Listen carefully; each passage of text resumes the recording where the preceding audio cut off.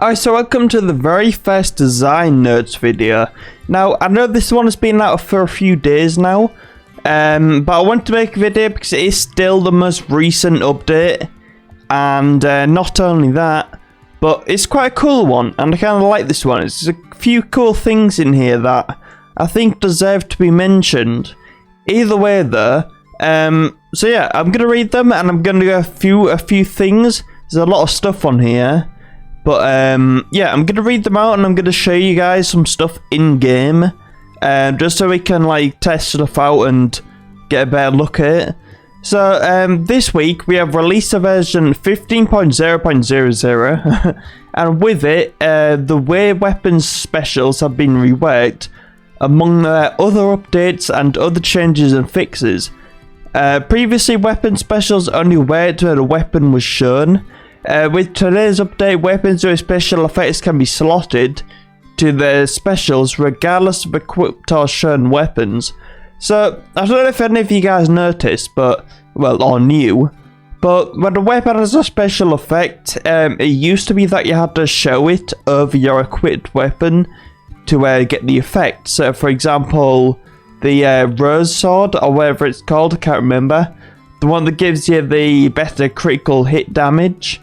If you shown it over your equipped weapon, it would give you that 5% crit damage special. But now, when you want to use the weapon special, you just click on the weapon and then press the save slot.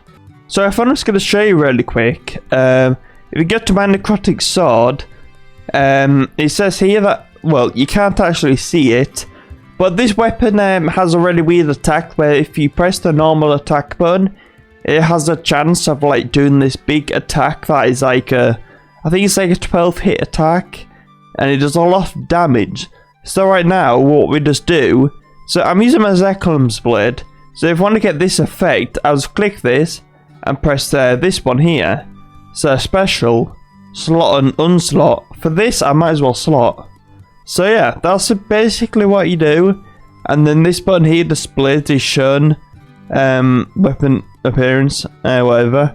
But either way, that's pretty useful now. So what I've just gone through is kind of displayed on here, but you guys can read this if you would like. So I'm just gonna give you a couple of seconds maybe to pause the video or just to read it. So I'll give you a couple of seconds just to read this if you'd like, but it's basically what I just said. So I'll give you a few seconds.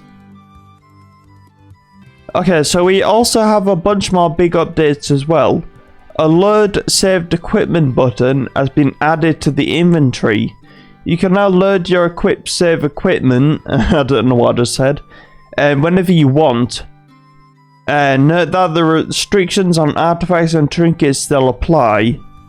So the load saved items is the little tab here. Now, when you have loads of gear, you can press save.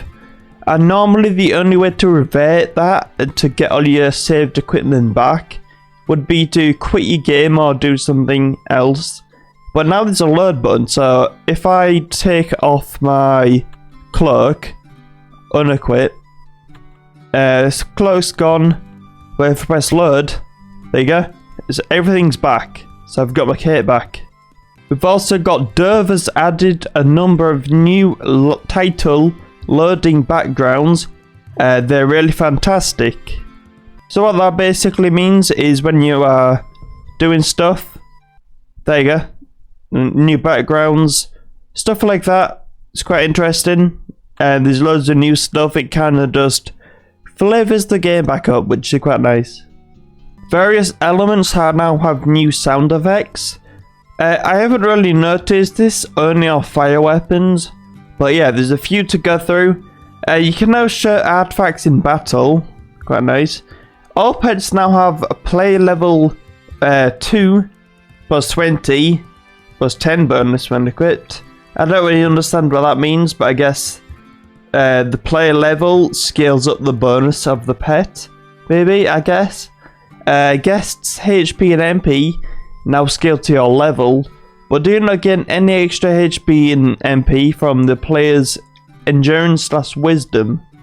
So if you have like 200 endurance, the guests won't have that worth of endurance. They'll just have the level base, I guess. But either way, changed descriptions of the Hamlin style and villager house to no longer be misleading. I never noticed what that means, but I guess that's a good thing. In at the edge of time only, the hamster collision weapon special now applies -10 question mark instead of -100. So I guess that was like a little bug, or just maybe a weapon ability that was nerfed down. In at the edge time only, the Gloom Glaive special now deals 250% damage. An experimental stepwise XP bonus has been added. This is experimental, which means if any problems come up, numbers will be adjusted. This is a really cool little thing. I am very happy about that they added. From levels 10 from 20, XP is multiplied by 1.25. So you get 25% more XP from level 10 to 20, which is really nice. From levels 20 to 50, XP is multiplied by 5, which is a lot. For levels 15 above, XP is multiplied by 3. These adjustments affect total XP gained after charisma bonuses and XP boost. So you still get the XP boost and your charisma boost to the XP. It's just multiplied after that. Again, if these numbers end up being too crazy, they'll be changed. Alright, so basically what this is telling us is that we just get more XP now. So if I'm going to do a challenge, and I'll do this, yeah, might as well. You guys will see like a big XP boost. Alright, so as you can see, 15,000 XP just from that one kill. Now, I do have the XP boosts, the fully upgraded XP boost. So basically you get 7,500 if you don't have it. So that is a very good increase. And bug fixes. So fix some errors in the quest completion of text of Blood Patrol and the Elite Patrol. Fixed Honey Guardians monsters always walking. I don't really know what that means. The following quests are now properly removed guests. So quests that are supposed to remove them are now fixed. Inspection, the Ruined Fortress, the Elite Patrol, the Dragon Rider Waves, Supply Grab, which is the Dragon Rider War, the Hatchery, Sealer, an Uncertain Future, Unbroken Wings, Escape from Espina Rosa, Deep Void, the Human Element, the Codex, an Elegy of Ice and Fire, Heroes, Coming Home, and Cavorist. The following quests are now properly remove your dragon and prevent you from summoning them. Escape from Espina Rosa, Unbroken Wings, an Elegy of Ice and Fire, and Heroes. Fixed a stray ice elemental in the opening of Leaving the Nest. Other bugs that I forgot to write down were fixed. Sorry.